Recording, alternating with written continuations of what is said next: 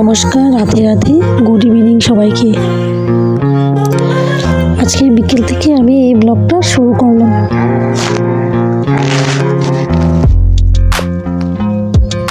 আজকে আমি মাশরুম বানিয়েছিলাম দুপুরে।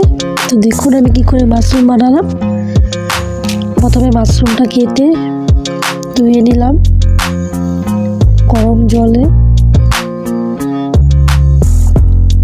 সিদ্ধ করে নিয়েছিলাম মাশরুমটা। আধা আলু কেটে নিয়েছি।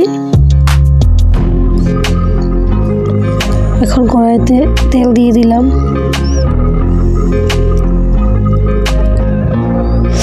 সিদ্ধ করা মাশরুমটা এবার অল্প ভেজে নেব। আলুটা ভাজা হয়ে গেছে আমার।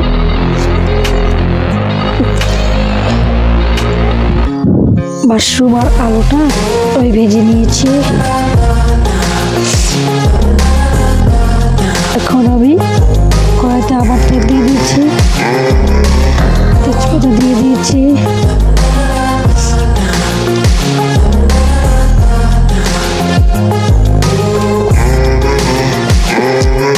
অল্প পেঁয়াজ কুচি দিয়ে দিয়েছি। এখানে আমি কি মশলা দিলাম, জিরে গুঁড়া, মরিচের গুঁড়া, তারপরে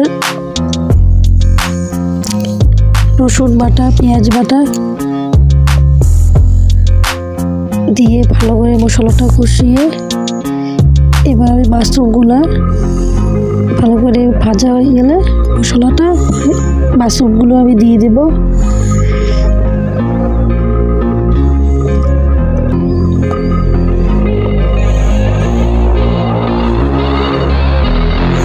ভাজা হয়ে গেছে মশলাটা। এবারে মাশরুমটা দিয়ে দিব, ভাজা মাশরুমটা।